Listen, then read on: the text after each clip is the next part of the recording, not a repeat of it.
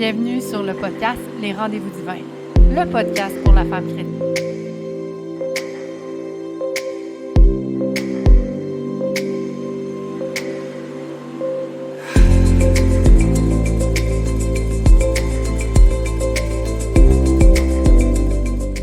Bonjour et bienvenue sur ce podcast numéro 8. Mon nom est Marie-Ève Bonneau-Champagne et aujourd'hui, dans ce podcast des Rendez-vous divins, j'avais envie de vous parler que l'épreuve cache des trésors. Parce qu'il y a plein de circonstances dans ma vie dernièrement qui m'ont vraiment interpellée, puis j'avais envie de vous en parler. Et je pense que ça peut être une belle bénédiction parce qu'en plus, je viens de terminer un livre qui s'appelle L'amour infini.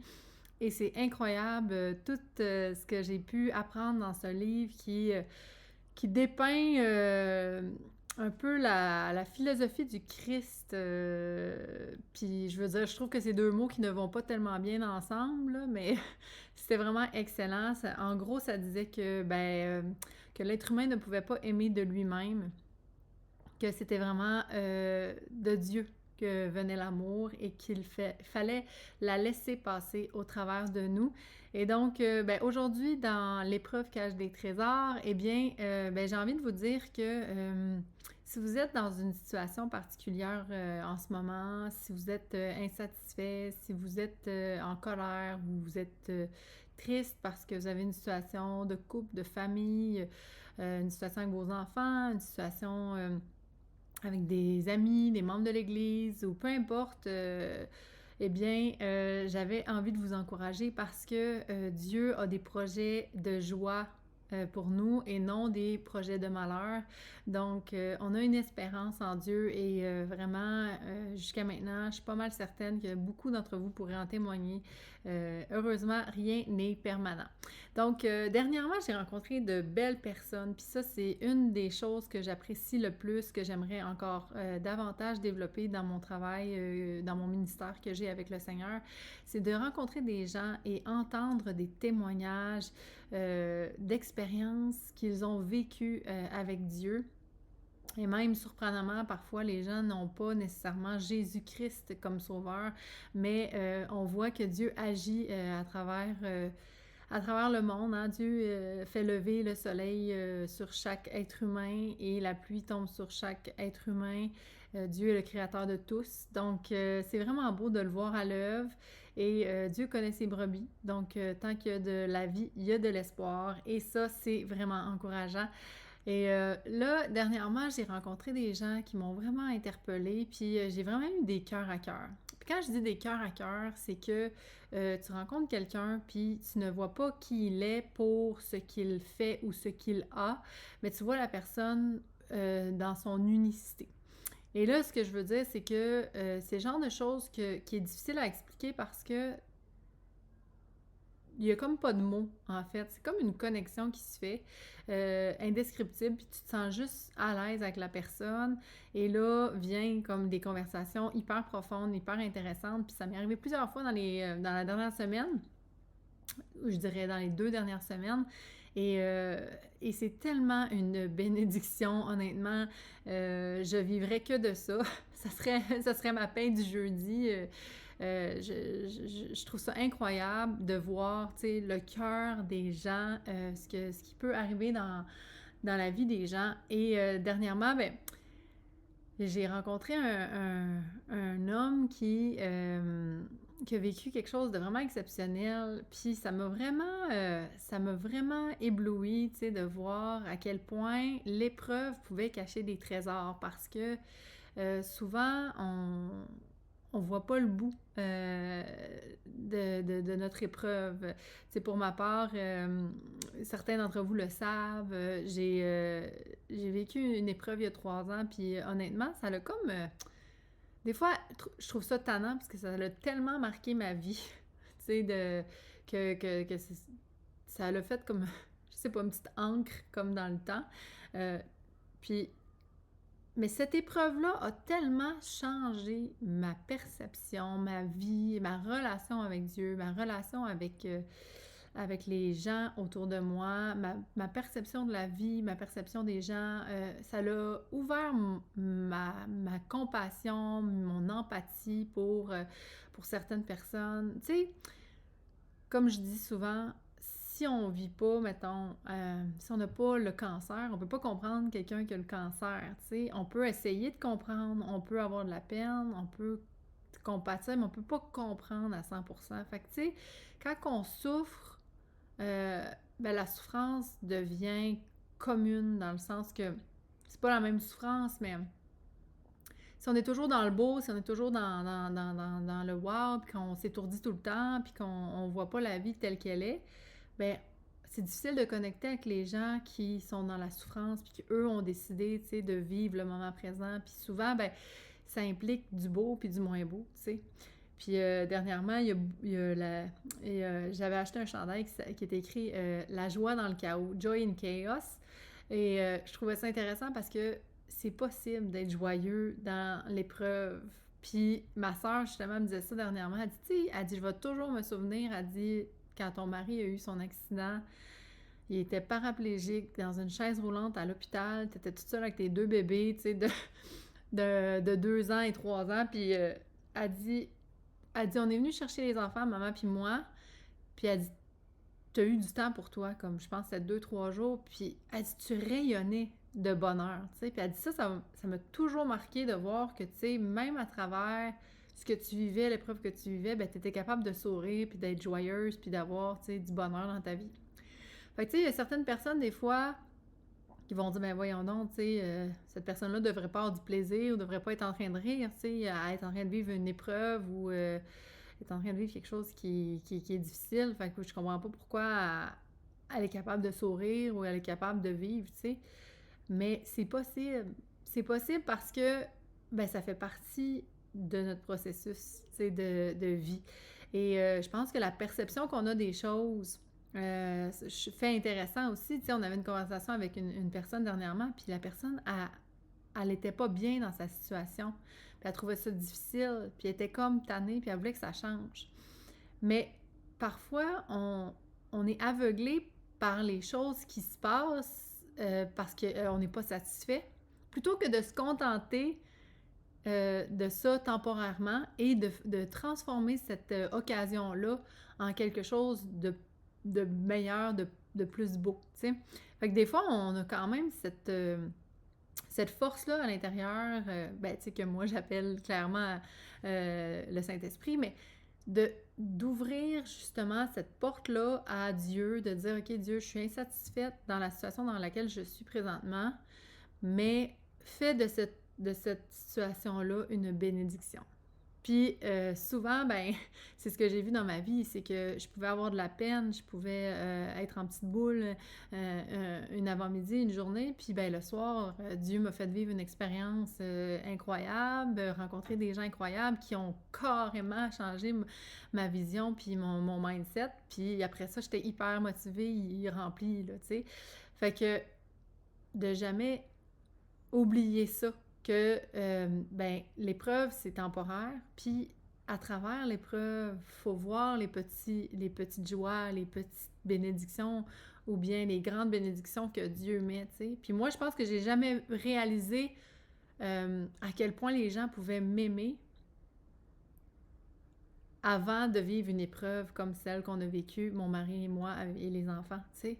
De voir les gens se mettre en œuvre pour nous aider. Les gens ont arrêté de faire leurs occupations pour nous aider, tu sais. Juste de voir agir Dieu dans nos vies. Tu sais, souvent quand on est bien chez soi, qu'on est dans nos petites affaires, puis que tout va bien comme nous, on l'entend, ben ça nous permet pas justement de voir tout ça. Puis justement aussi, mais justement, ça va être vraiment mon mot du jour, là, mais dernièrement, j'ai vécu un échec, vraiment, euh, littéralement, une échec. Puis euh, une fois, tu sais, comme assis, j'étais dans mon auto, puis je me suis mis à pleurer comme un petit bébé, tu sais, j'étais comme... J'ai tellement trouvé ça dévalorisant, j'ai trouvé ça... Comment j'ai trouvé ça? je pensais pas que je pouvais, tu sais, échouer dans quelque chose comme ça. Puis je me garde une petite réserve parce que, tu sais, c'est des choses personnelles, mais vraiment, là, j'ai comme descendu là, de mon piédestal, dans le sens que, tu sais, je m'en allais là toute confiante, tu sais, de réussir quelque chose de complètement banal dans ma tête parce que, tu sais, selon moi, j'étais prête. Puis, en tout cas, bref. Puis je me suis mis à broyer. Puis je me suis dit, voyons, c'est ridicule, j'ai 35 ans, c'est quelque chose de tellement simple. Puis voir que j'ai échoué. Puis, ben, savez-vous ce que j'ai expérimenté? J'ai expérimenté la consolation. Parce que quand j'ai parlé avec mon mari, ben, tu sais, il m'a dit, voyons, Marie, tu sais, comme, ça va juste t'encourager à continuer, puis à juste, comme, te revirer le bord. Puis, tu sais, un non, c'est pas un non catégorique. Un non, c'est un non aujourd'hui. Puis, ça peut être un oui demain. Tu sais? Puis des fois, quand je dis à mes enfants, ben non, t'es trop jeune pour avoir telle chose, c'est dangereux, ben c'est parce que c'est pour leur bien. Fait que tu sais, des fois, il y a comme des choses qu'on peut pas nécessairement comprendre, qui nous font mal, qui font mal à notre ego, puis sont là pour une bonne raison. Fait que j'ai peur de le dire, là, parce que j'aime pas ça du tout souffrir, j'aime pas ça du tout être dans l'épreuve. Tu sais, des fois, je suis comme, Seigneur, épargne-moi! Mais des fois, c'est comme nécessaire pour... tu sais, il y a un verset qui dit que l'épreuve produit la patience. Tu sais, comme la foi, la patience, c'est des choses essentielles pour pouvoir grandir puis être vraiment plus connecté. Puis tu sais, je sais que dans l'épreuve, ben souvent les gens qui ne croient même pas peuvent se mettre à prier, tu sais. Fait que pourquoi est-ce qu'il faut avoir mal pour se tourner vers Dieu? En gros, là, ça veut juste dire une chose, c'est qu'on a besoin de Dieu.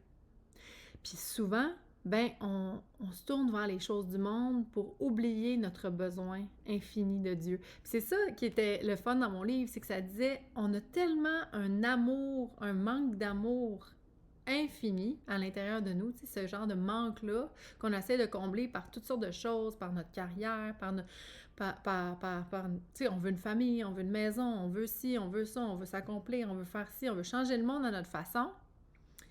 Parce que quelque part, dans nos désirs, le plus grand de tous ces désirs-là, c'est d'être aimé, c'est d'être vu, c'est d'être compris de tous. Tu sais, dans le fond, on est toutes des petites bêtes qui ont besoin d'amour. Tu sais, on a toutes besoin, tu sais, d'être appréciés de nos proches. Tu sais, on aime les gens autour de nous, on aime mal souvent, mais on a toutes besoin, tu sais, d'être vus pour qui on est. Puis, dans le livre, ça disait, tu sais, qu'on est toutes uniques, mais on est toutes faites pour être en unité. On est toutes faites pour être ensemble, d'être un groupe, d'être une équipe, d'être une église. Et ensemble, on est plus fort. Mais ça implique de s'aimer dans notre unicité. Et non pas dans nos masques, dans nos costumes de protection. Tu sais, des fois, on se protège. Pourquoi? Parce que j'ai pas envie d'avoir mal. Tu sais, si je me dis forte, c'est juste parce que j'ai pas envie d'être vulnérable. Tu sais, si, si je fais plein de choses, tu sais, mettons, au niveau de ma carrière, c'est parce que j'ai envie d'être valorisée, j'ai envie d'être vue, j'ai envie d'être... Tu sais, il y a toutes sortes de choses qu'on fait, consciemment, inconsciemment, pour aller chercher ce qu'on a besoin. Puis tout ça est relié à l'essence même, la base, c'est notre manque d'amour. Et ce qui est intéressant aussi, c'est que on réalise qu'on en veut toujours, toujours plus. Fait que quand on obtient ce qu'on avait besoin ou ce qu'on voulait, on se rend compte que, rendu là, c'est pas encore assez. Fait qu'on en veut plus. Fait qu'un millionnaire va vouloir être milliardaire. Tu sais, c'est comme... C'est toujours sans fin, parce que notre amour est infini, puis Dieu est infini. Fait que c'est juste ça. On a besoin de l'amour infini de Dieu. C'est tout. On a juste besoin de Dieu. Fait que c'est pour ça que Dieu, il dit, occupez-vous d'abord du royaume de Dieu et toutes ces choses seront données par-dessus parce que tu réalises que si tu n'as pas Dieu, le reste ne te comblera jamais. Mais si Dieu comble ton cœur, le reste devient secondaire. Là, c'est facile à dire, bien sûr, parce que dans les faits, je veux dire, à tous les jours, il faut que je me tape sur le clou dans le sens où il faut que je me le rappelle constamment. Mais c'est un fait intéressant. Fait que dans le fond, ça nous fait voir les choses autrement. Tu sais, on arrête de voir les autres comme notre source d'amour. Tu sais, comme on peut plus se rassasier bon, mon conjoint va combler mon manque de ci, mes enfants vont me respecter pour ça, ils vont m'écouter, les gens autour de moi vont voir ce que je fais. Il n'y a plus de ça, là. C'est juste comme, hey, est-ce que je suis en train de plaire à Dieu? Est-ce que je réponds à, à Dieu dans ce que je fais? Tu sais, est-ce que j'ai une relation avec Dieu? Est-ce que mon cœur est à la bonne place? Est-ce que je fais ça pour les bonnes raisons? Fait que quand je dis l'épreuve cache des trésors, c'est que l'épreuve nous rappelle notre besoin de Dieu. Parce que on souffre de ne pas avoir ce qu'on veut. Ouais, fait que c'est ça. Fait que, tu sais, c'est sûr que des fois, on aimerait ça, ne pas avoir à vivre ces étapes difficiles-là, mais je pense que si on est sincère avec nous-mêmes, qu'on est humble et qu'on se rend vulnérable, puis qu'on veut connecter avec cet amour infini-là, c'est-à-dire d'avoir une relation sincère et profonde avec notre grand Dieu et laisser toute la place à Dieu, c'est là qu'on peut devenir la lumière du monde. C'est là que Dieu va transparaître à travers nous parce qu'on ne laissera plus la place à notre ego qui veut ci, qui veut ça, qui veut paraître ci, qui veut paraître ça. Fait que voilà, en tout cas, je sais pas, je suis allée un peu à droite, à gauche, mais je pense que l'essentiel dans tout ça, c'est de comprendre que l'épreuve cache des trésors et que notre amour, notre manque d'amour infini ne peut qu'être comblé par Dieu qui est infini. Et évidemment, ben, on est des êtres finis. On va tous finir par mourir. Alors, c'est sûr que dans le corps qu'on a présentement, ben, ça ne sera pas possible de vivre cette parfaite connexion avec Dieu. Mais je sais une chose, c'est que c'est possible quand même de se... Pas de se battre, mais tu sais, de combattre le bon combat, dans le sens où rechercher la face de Dieu. C'est vraiment ça l'essentiel de nos vies. Puis c'est pas évident. C'est vraiment pas évident. Puis souvent, ce qui est drôle aussi, c'est que quand on veut, mettons, vraiment connecter avec Dieu, ben le combat est encore plus grand. Tu sais, parce que, je veux dire, d'être la lumière du monde, ça met la lumière sur les ténèbres. Fait que ça dérange, les ténèbres. Puis les ténèbres, ben là, des fois, ils viennent nous tanner. Ils vont nous pointer du doigt, ils vont... Fait que vient aussi les épreuves face à ce combat-là. Mais tu sais, Dieu, il dit, hein, si vous êtes... comment qu'on appelle? Il dit, si vous êtes persécutés à cause de moi, tu sais, ben, c'est une bénédiction. Fait qu'on a un petit temps à faire sur Terre, sur une longue durée de l'infini avec Dieu. Fait qu'on faut s'encourager entre nous. Puis il faut trouver cette unicité-là en chacun de nous et être une équipe, une belle unité, une église pour Dieu, pour s'encourager, parce qu'à plusieurs, on est plus fort, parce qu'on peut unir nos dons. Et ça, ben, ça peut être qu'un réveil, une bénédiction pour chacun. Fait que, ben, ma prière aujourd'hui, c'est que si vous êtes dans l'épreuve, que Dieu vous console et que vous puissiez vraiment ouvrir la porte à cet amour infini plutôt que de la rechercher dans les choses qui sont finies dans ce monde. Alors, sur ce, je vous souhaite une excellente journée et on se retrouve la semaine prochaine.